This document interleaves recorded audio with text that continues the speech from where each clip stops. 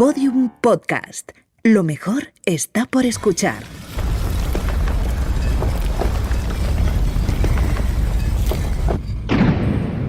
Dentro de la pirámide, con Nacho Ares. Podium Podcast.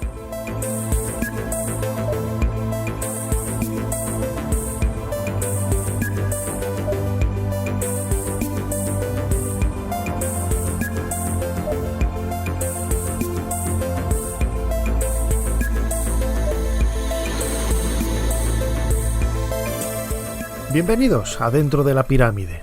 Dejamos atrás la puerta que nos da acceso, mejor dicho, a este gigantesco monumento a través del cual, con cada podcast, con cada episodio, cada 2 semanas, intentamos colocar un nuevo bloque para conocer la historia, los enigmas, la arqueología, la cultura y la geografía del antiguo Egipto, esa civilización tan fascinante que tantos cientos de miles de seguidores tiene a lo largo y ancho de todo el mundo y que nos convoca, como digo, cada 2 semanas aquí en Podium Podcast para disfrutar de lo que más nos gusta como Egiptolocos, la historia del antiguo Egipto.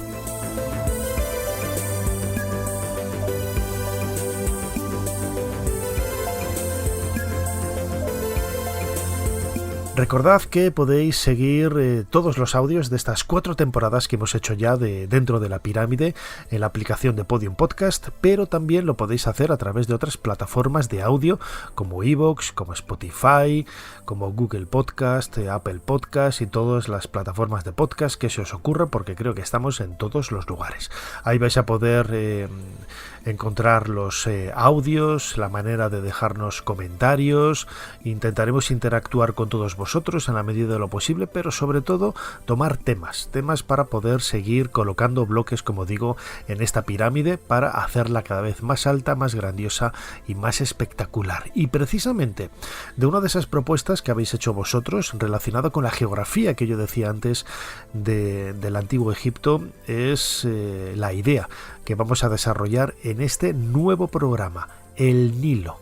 Quizás, como decía Heródoto, ese don a partir del cual Egipto se construyó y se transformó en lo que entonces fue y lo que hoy también es en pleno siglo XXI. Una corriente de agua realmente increíble, impresionante. Los que hemos tenido la suerte, la oportunidad de estar allí, incluso de bañarnos en sus aguas, es una experiencia que no se puede olvidar.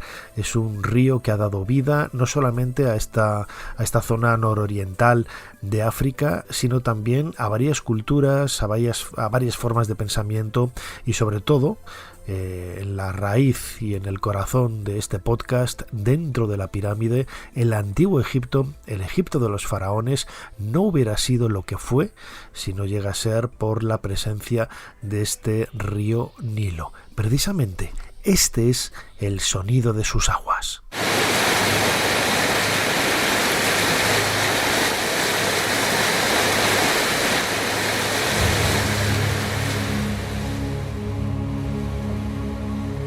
Las aguas del Nilo han dado vida precisamente a la cultura egipcia.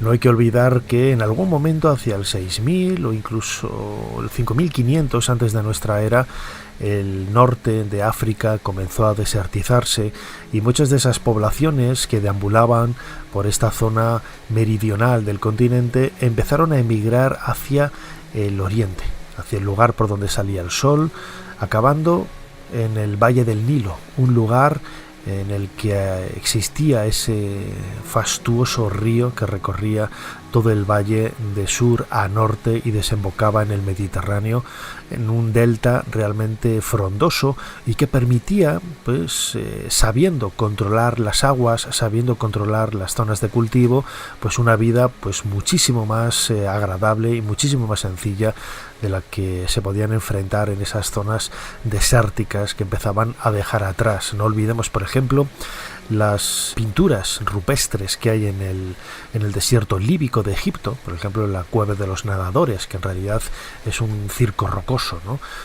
Y que inspiró la película de El paciente inglés y la novela de Michael Ondaatje, en donde podemos ver esos nadadores en zonas lacustres. Todo eso comenzó a desertizarse en algún momento hacia el 6000, 5000 antes de nuestra era, y es lo que provocó que todas esas poblaciones empezaran a viajar hacia el centro del valle, en donde encontraron el Nilo, un río que les dio la vida y que de la misma forma en el pensamiento, en la forma de creer, en la forma de interactuar con esa naturaleza, con esa geografía, los antiguos egipcios, los primeros egipcios, lo vemos por ejemplo en la maza del rey Escorpión, donde él aparece llevando a cabo una especie de ritual de apertura de canales, con un azadón en la mano. Todo ello nos está hablando de la importancia que tuvo no solamente la agricultura, por supuestísimo, sino el agua que propiciaba esa agricultura en el cuarto milenio antes de nuestra era, el momento en el que comienza a surgir la cultura faraónica tal y como la entendemos en la actualidad.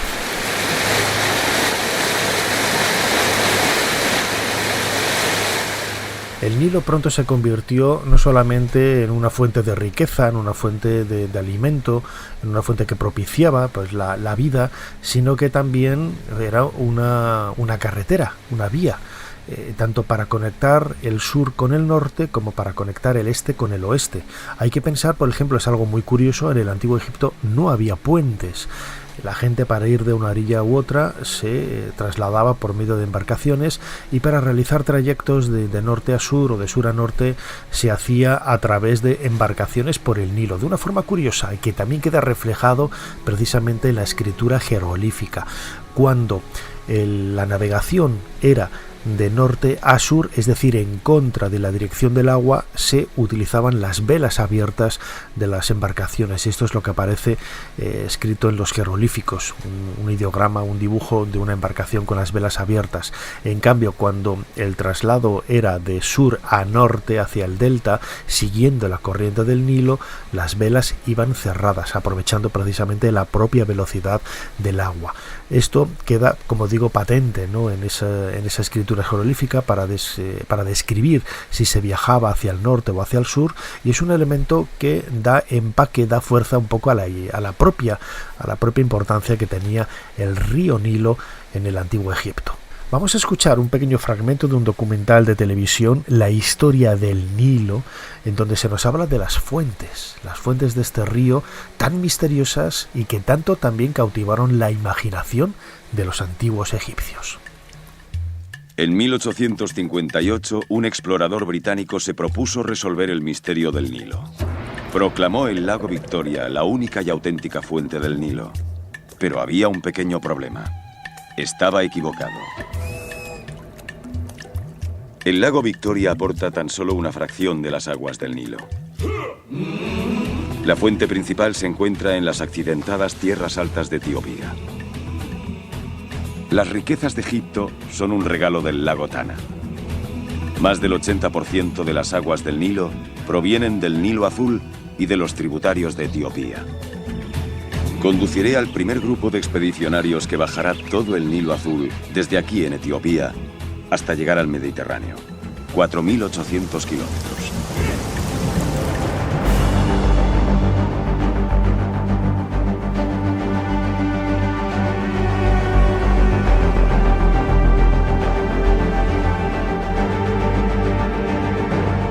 Dentro de la pirámide, con Nacho Ares, Podium Podcast.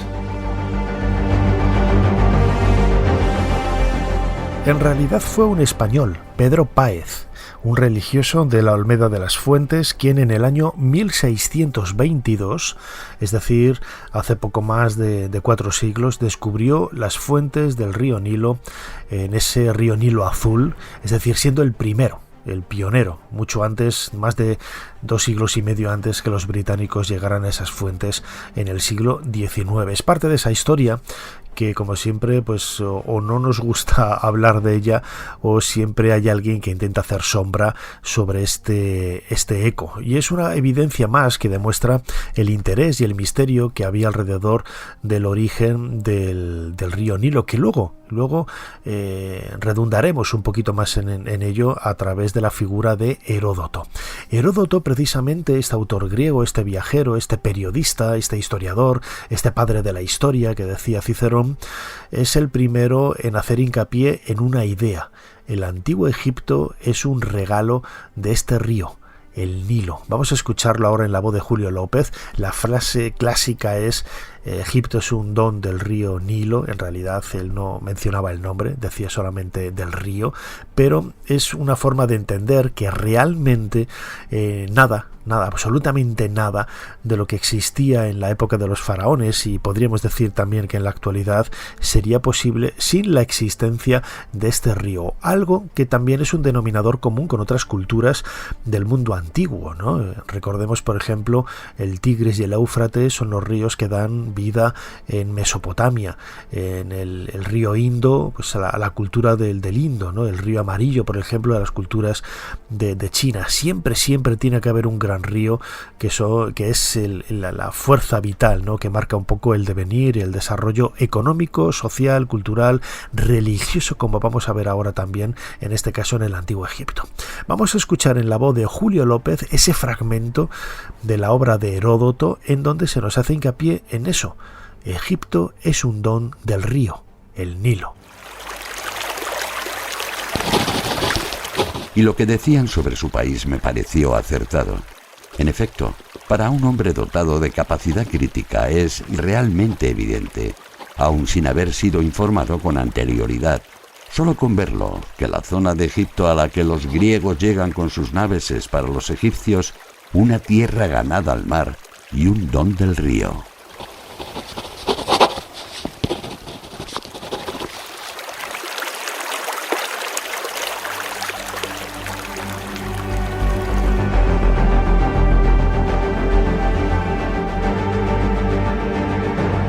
Esta importancia no cayó en balde y fue desde luego algo que preocupó y llamó la atención de los antiguos egipcios.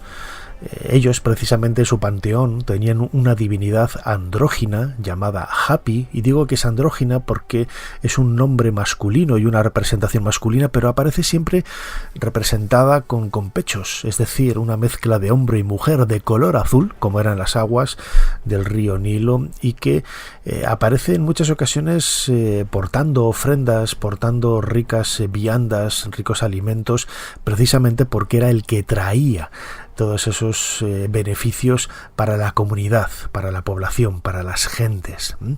Al agua se debe la crecida que existía desde mediados de junio más o menos hasta septiembre en el Valle del Nilo, y que inundaba absolutamente todo, y que esa crecida de unos 13 codos, grosso modo, pues propiciaba que en los campos de cultivo en el Antiguo Egipto pudiera haber hasta 2 o 3 cosechas en el mismo año. De ahí la riqueza no solamente del agua, sino también del suelo, lo que garantizaba la profusión de alimentos en esas cosechas.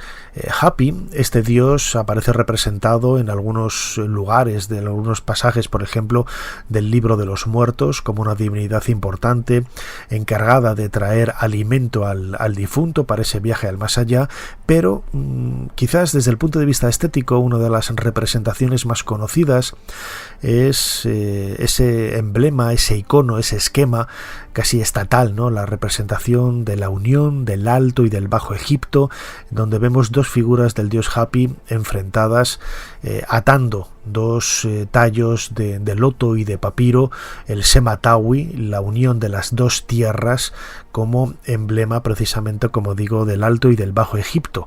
Hay que pensar que Hapi no solamente era esa divinidad del río, sino también del delta, la zona norte del Valle del Nilo de Egipto, en donde se extiende y se ramifica en innumerables ríos que van a dar al Mediterráneo y que conforman también otra de las zonas más ricas desde el punto de vista natural del Valle del Nilo. Sin embargo, esta idea de que todos los años la crecida era cíclica, que así era efectivamente, luego vamos a entender un poco la preocupación que hubo entre autores clásicos o entre los propios egipcios para conocer de dónde venía esas crecidas del agua. La idea también muy estandarizada de que todos los años la crecida era algo continuo, que siempre era la misma, o que marcaba quizás un poco también el devenir de acontecimientos. Bueno, pues hay que quitárselo un poco de encima, ¿no? Las crecidas del Nilo nunca fueron continuas, precisamente. Lo óptimo eran 13 codos, pero si había un poco más o un poco menos, 13 codos son más o menos unos 6,5 metros. Un codo egipcio es unos 52 centímetros. Y como digo, si hubiera más o hubiera menos, pues podía inundar más de lo esperado o no llegar a esos límites para no empapar la tierra de cultivo como se esperaba, lo que a la postre implicaba hambrunas e incluso pues levantamientos sociales reclamando al faraón de turno pues alimentos provenientes de otros lugares. Vamos a escuchar un fragmento de un documental de televisión titulado Egipto, el cambio climático, un documental de la BBC, en donde un geólogo, Fakhri Hassan, un geólogo egipcio asentado en Estados Unidos, nos habla precisamente de ese problema, de la idea que tenemos tan estandarizada de que las crecidas del Nilo pues serán siempre normales, y no. Lo raro es que fuera normal y buena. Siempre había inconvenientes, había obstáculos que los egipcios debían solventar, y no siempre de una manera sencilla. Para muchos historiadores egipcios, el simple hecho de sugerir algo así constituye una herejía. He leído la historia del hombre en Egipto desde el principio de los tiempos hasta ahora. Hay un patrón común que se ha repetido durante miles de años. Lo normal es que el Nilo se desborde. Sabemos que el Nilo es bueno, fiel, y sabemos que se desbordará también el año que viene. Creo en ello como creo en Dios. Enfrentado a estas convicciones, Fakhri sabía que tenía que encontrar alguna prueba de que el Nilo no siempre fue el fiel aliado de Egipto. Decidió remontarse al siglo VII después de Cristo, cuando los árabes conquistaron Egipto. Todos los años medían el nivel de las inundaciones del Nilo en esta columna del Cairo. Los meticulosos datos de más de 1000 años fueron una auténtica revelación. Cuando comencé a fijarme en los índices del Nilo, tuve la impresión de que era un río normal sin demasiados cambios en la cantidad de agua que llevaba anualmente. Pero me sorprendió descubrir que había muchas variaciones de año en año, de década en década, de siglo en siglo y después de milenio en milenio. Eso tiraba por tierra mis ideas basadas en un mito que asume que el Nilo es un río constante que se desborda anualmente. Solo hay que sembrar un puñado de grano y todo es maravilloso. Egipto es el regalo del Nilo. Pero no es verdad. Me impresionó mucho descubrir que 1 de cada 5 crecidas fue mala. Aquel descubrimiento cambió mi punto de vista, no solo del Nilo, sino también del desarrollo de la civilización egipcia y su desmoronamiento final.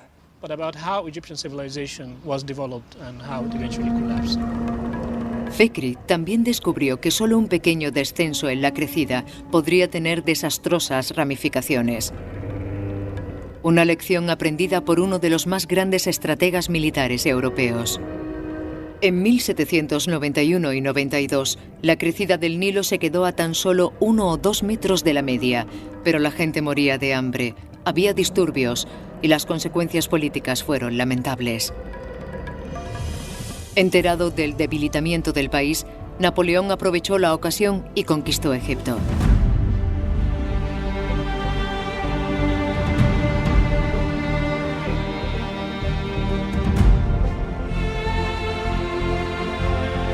Y es cierto, quizás el éxito de la victoria de la cultura faraónica durante más de 3000 años de una forma continua vino de la mano del control, de saber controlar esas fuerzas naturales que permitían que las cosechas fueran óptimas, o incluso cuando pues no se pudiera hacer y entraran en zonas valle, ¿no?, de esa línea continua de la historia de Egipto, decadencias se pudieran solventar poco a poco los problemas, ¿no?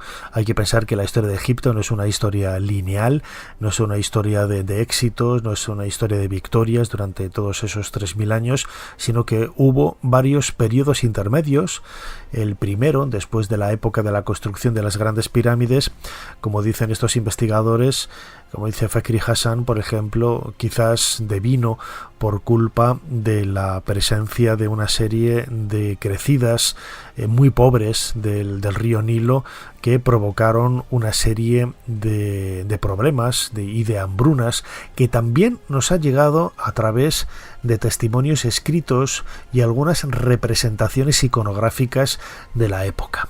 En la calzada de Unas, por ejemplo, el último faraón de la quinta dinastía, estamos más o menos pues hacia el 2300, grosso modo, antes de nuestra era, encontramos unos relieves que hoy se pueden ver en el Museo de Imhotep, en Saqqara, en donde aparecen figuras, personas esqueléticas. Es decir, la representación de una hambruna, algo bastante insólito, bastante extraño en lo que es el arte egipcio, porque ellos no eran nada dados a representar calamidades vividas en primera persona.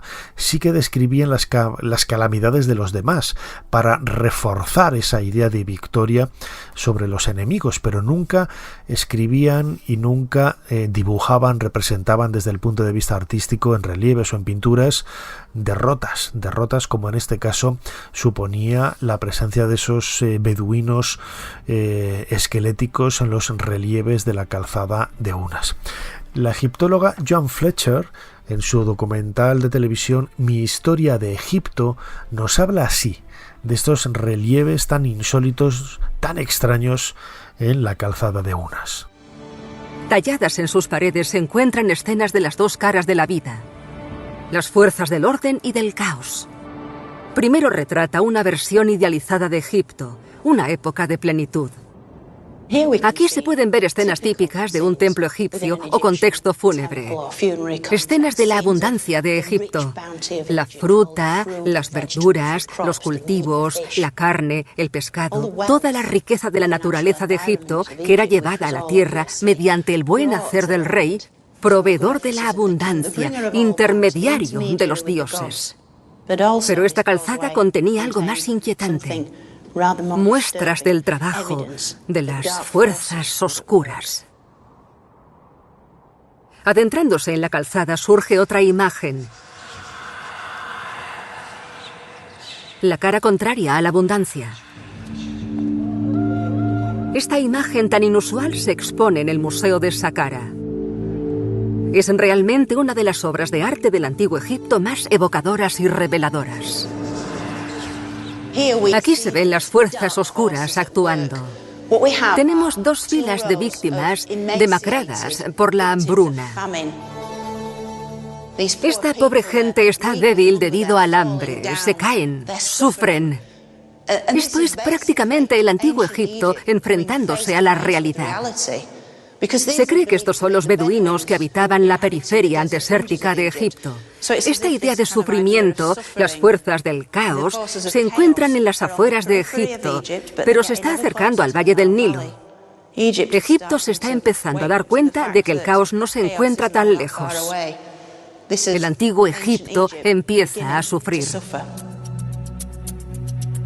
Tal crudo realismo raramente se había retratado antes. El caos representado como el sufrimiento de personas reales. Esto no sucede en algún reino esotérico de los dioses, donde el caos es retratado como una fuerza mágica, desconectado de la realidad. Esta es la realidad.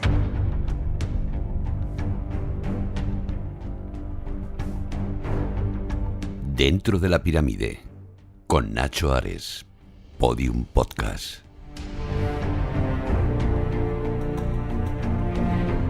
En efecto, esta es la realidad, aunque los antiguos egipcios no nos hayan dejado muchas pruebas de ello. Todo lo que ha llegado hasta nosotros pues son textos idealizados, representaciones iconográficas de escenas absolutamente idealizadas, en donde el faraón vence siempre a los enemigos, o en ese viaje hacia el más allá, lo único con lo que cuenta y se hace enterrar son elementos que nos hablan de abundancia, de riqueza, de prosperidad. Y sin embargo, como decíamos antes, esas crecidas poco regulares del Nilo a lo largo de años, en muchas ocasiones generaban pues hambrunas que han llegado hasta nosotros de forma indirecta o de forma poco clara, ¿no? Porque realmente no sabemos a qué se está refiriendo esas representaciones que veíamos ahora en la calzada de la pirámide de Unas y que se pueden ver, como digo, en unos relieves fascinantes en el Museo de Imhotep. Algunos también han intentado ver en esos relieves un eco, ¿no?, de esos 7 años de riqueza y de pobreza que el profeta José, durante su visita a Egipto, la interpretación que hizo de los sueños del faraón, pues sacó a la luz, ¿no?, la idea también un poco de justificar la credibilidad de los textos bíblicos a través de representaciones artísticas de las que nada tiene que ver. Hay otros textos que nos hablan sobre todo de gobernadores locales que intentan reforzar su posición política y gubernamental por medio de la ayuda que daban a su pueblo en momentos de hambruna, y hablan incluso de textos en donde se nos dice que había hasta canibalismo, problemas de hambruna realmente fuertes porque el Nilo no había proporcionado absolutamente ningún tipo de consuelo para generar campos de cultivo, para generar alimento para los animales, para el ganado, y todo ello, como digo, implicaba la devastación y seguramente en un estado poco preparado, ¿no?, para la presencia de estos imprevistos desde el punto de vista económico. Hay un texto clásico que son las admoniciones de Ipuwer, las advertencias de Ipuwer, en donde se nos habla de un momento crítico de la historia de Egipto. Normalmente se coloca pues a finales del Imperio Medio o a finales del primer periodo intermedio, no sabemos si hacia el año 2000 o 2200, ¿no?, antes de nuestra era, pero que en cualquier caso lo que describe es un Egipto absolutamente devastado por la hambruna, por la decadencia. En otras ocasiones hemos utilizado los textos de las máximas de Ipuwer para hablar, recordad, de los enterramientos en pirámides, ¿no?, cuando el texto dice que las pirámides han sido saqueadas y se han sacado de su interior los restos funerarios de los gobernantes, de los reyes. Bueno, pues también estas admoniciones de Ipuwer, un personaje bastante lacónico, bastante deprimente, todo hay que decirlo, nos habla precisamente, como vamos a escuchar en este fragmento que he extraído de ese documental que hemos utilizado antes, Egipto, el cambio climático, un documental de la BBC, nos habla precisamente de esos problemas vividos por Egipto en un momento de su historia que todavía hoy sigue siendo un enigma ubicarlo exactamente en una tabla cronológica. El desierto se abre camino. Reclama la tierra. La tierra está herida, las ciudades devastadas. El sol cae. Nadie vive donde hay tormentas de arena. No sabemos qué ocurrirá.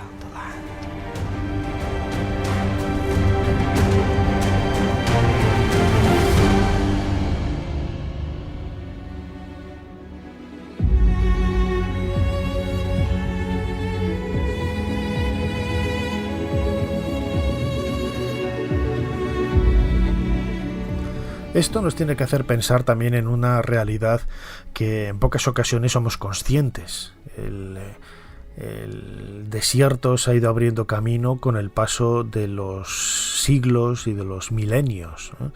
Por ejemplo, la meseta de Giza, donde están hoy las pirámides, sabemos que era una zona de caza.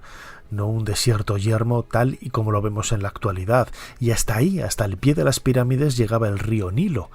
Hoy está pues mucho más en la zona oriental de la ciudad del Cairo, y la existencia de esas zonas de caza nos está hablando pues de una suerte de emplazamiento en donde había animales, había cierta vegetación y en definitiva había una vida mucho más rica de lo que hoy podemos encontrar. Es cierto que la cultura de los faraones se ambientó desde el punto de vista geográfico en un desierto, porque el Valle del Nilo ha sido un desierto desde hace decenas de miles de años, pero no era un desierto quizás tan intenso, tan vívido como lo vemos en la actualidad.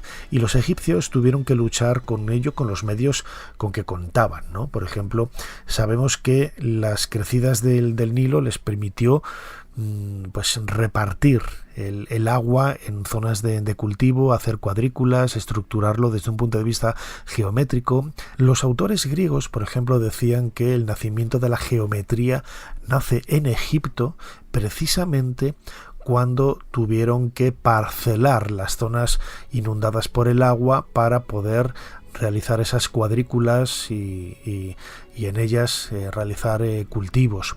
El jardín, por ejemplo, el jardín funerario descubierto en la tumba de Yehuti, en uno de los patios de la tumba de Yehuti, del proyecto Yehuti, este proyecto español, nos hace pensar que efectivamente quizás ese jardín funerario sea un reflejo de cómo eran los campos de cultivo en aquella época, es decir, una cuadrícula repartida en cuadrados, como su propio nombre indica, en donde en cada uno de ellos había diferentes tipos de semillas y que daban diferentes tipos de cultivo. El problema de las crecidas del Nilo es algo que se planteó incluso en época de los antiguos egipcios. Ellos, desde el punto de vista de la mitología, desde el punto de vista de las creencias, de la religión, lo identificaron con el trabajo del dios Hnum, el dios alfarero, el mismo dios que daba forma en su torno de alfarero al cuerpo físico y al cuerpo espiritual del difunto, y que también controlaba las cascadas de agua que había en la zona sur del país, en Asuán. Hoy ya no existen esas cascadas debido a la construcción de las presas, la primera del año 1902 y la última de los años 60, para dar lugar al lago Nasser, pero esas cataratas, esas cascadas de agua, lo que proporcionaban era, bueno, pues desde un punto de vista mitológico, el escenario propicio para que el dios Hnum, este dios alfarero con cabeza de carnero, se encargara de controlar la crecida de las aguas. Pero había mucho más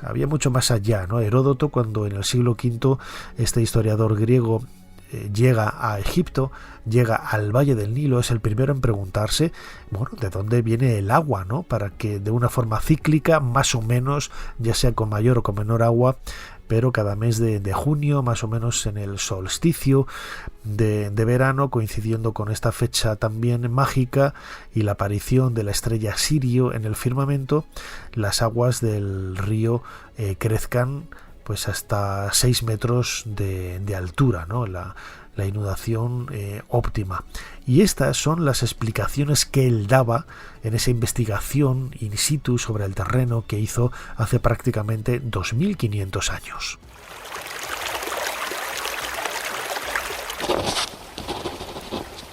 Pues bien, el Nilo durante sus crecidas inunda no solo el delta, sino también parte del territorio que suele decirse que pertenece a Libia y Arabia, y ello hasta una distancia de 2 días de camino, a una y otra margen, y a veces incluso más, y a veces menos.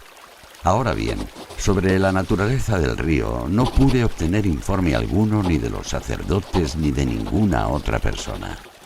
Yo deseaba fervientemente averiguar por ellos por qué el Nilo baja crecido durante 100 días a partir del solsticio de verano, y una vez alcanzado ese número de días, vuelve a su cauce y baja el nivel de su corriente, de manera que durante todo el invierno continúa bajo hasta un nuevo solsticio de verano. Sobre estas cuestiones, pues, no lograré obtener ningún informe de ningún egipcio, cuando les preguntaba qué podía tener el Nilo para seguir una conducta opuesta a la de los demás ríos. Yo hacía esas preguntas porque, como es natural, deseaba saber lo que acabo de decir. Y también porque es el único río del mundo que no da lugar a la formación de brisas. Algunos griegos, sin embargo, con ánimo de hacerse notar por su erudición, han propuesto 3 interpretaciones sobre el caudal de este río. De 2 de estas interpretaciones no creo que valga la pena hablar, como no sea únicamente con el propósito de esbozarlas. Una de ellas pretende que los vientos etéseos son los causantes de la crecida del río, porque impiden que el Nilo afluya al mar. La segunda interpretación es menos científica que la anterior, pero de enunciado más exótico. Pretende que el Nilo da lugar a esos fenómenos por proceder del océano y que el océano corre alrededor de toda la Tierra. La tercera interpretación, que en apariencia es, con mucho, la más plausible, es la más errónea, pues en realidad tampoco aporta nada definitivo al pretender que el Nilo, que procede de Libia a través de Etiopía y desemboca en Egipto, procede de la fusión de la nieve.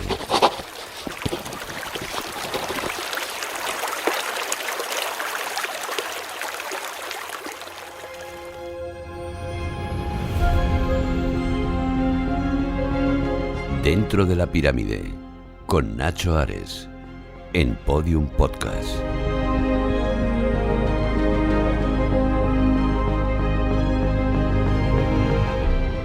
Hoy toda esa idea ha cambiado.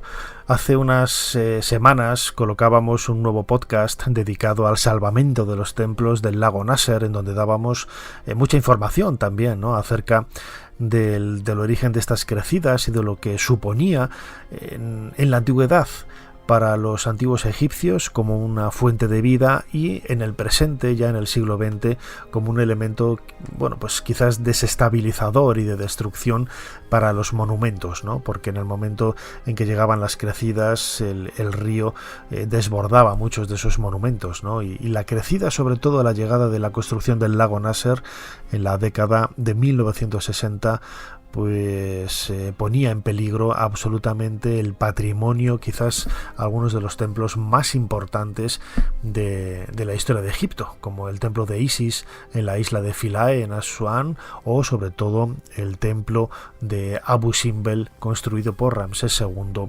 en esta localidad, en Abu Simbel, al sur de Egipto. La presa de Asuán supuso un antes y un después en la historia del Nilo. Dejó de haber crecidas, el agua se controló, se permitió, bueno, desde un punto de vista tecnológico, permitió, como digo, que hubiera electricidad para casi todo el país, aunque luego ya se quedó en muy poca fuerza, y apenas hoy creo que es un 30 o un 40% de la electricidad que consume el país.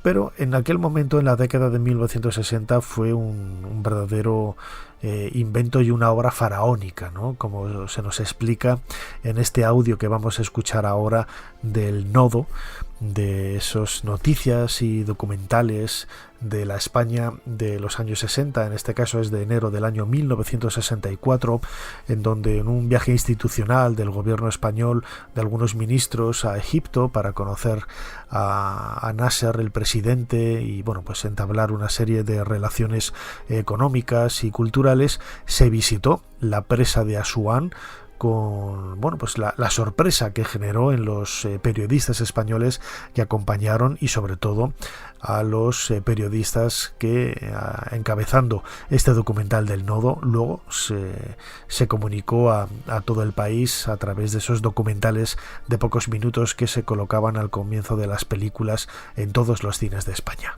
Otra vez en vuelo, en busca de Asuán, siguiendo siempre el curso del Nilo. Vamos a conocer la realización de envergadura faraónica que lleva a cabo el Egipto contemporáneo.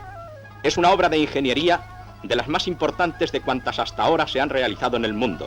Su capacidad será de 132 billones de metros cúbicos de agua a embalse lleno. Moverá 12 turbinas y producirá varios millones de kilovatios hora de energía eléctrica. En las obras trabajan 25.000 hombres, 7.000 técnicos y 1 millar de ingenieros. Se calcula que entrará en servicio en fecha muy próxima. El embalse cubrirá 500 kilómetros de longitud en una anchura media de 20.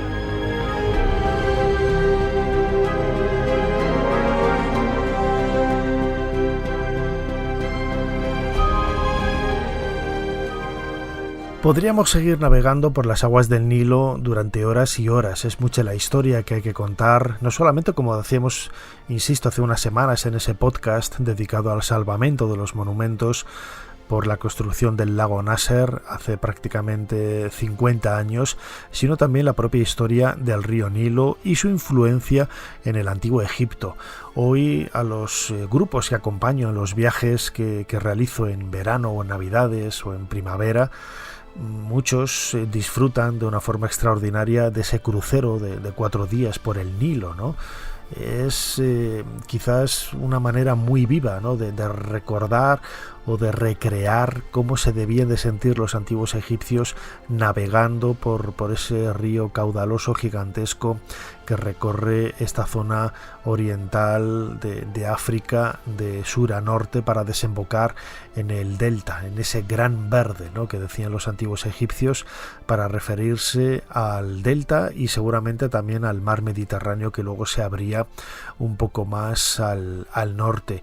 El viaje en el crucero, muchos viajeros hoy lo asemejan a una suerte de camino, de deambular por un antiguo Belén. Un Belén de estos característicos que colocamos en las casas en Navidad, ¿no? Y es interesante porque nos hace sentirnos de una forma muy cercana y muy viva las sensaciones que debieron de tener los antiguos egipcios cuando cruzaban de una orilla a otra. Recordemos que no tenían puentes, o cuando se trasladaban de norte a sur por esta corriente viva de agua tan intensa que es el río Nilo.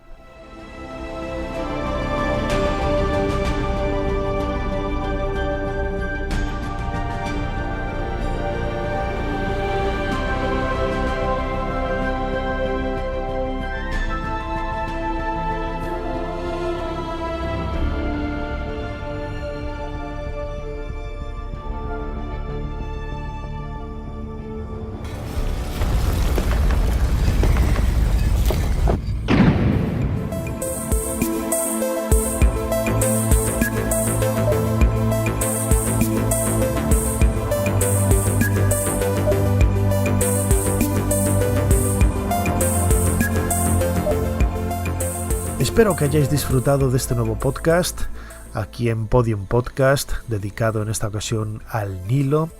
Y como siempre me gustaría recordaros la existencia de este canal de YouTube Dentro de la Pirámide, con el mismo nombre que el podcast, en donde vais a encontrar imágenes y contenidos complementarios de todos los temas que tratamos aquí cada 2 semanas. En el canal de YouTube tenemos un vídeo en directo todos los domingos a las 8 y luego entre semana, miércoles o jueves, también colocamos otro vídeo con un chat en directo en el que, como digo, siempre complementamos muchos de los temas que tratamos en este programa, y dentro de pocas semanas pues haremos un directo seguramente dedicado al río Nilo, a su magia, a su misterio y a todos los elementos arqueológicos con que cuenta, que son realmente sorprendentes. Como siempre, soy Nacho Ares, muchísimas gracias por estar ahí y nos seguimos escuchando aquí dentro de poco, dentro de la pirámide. Hasta pronto.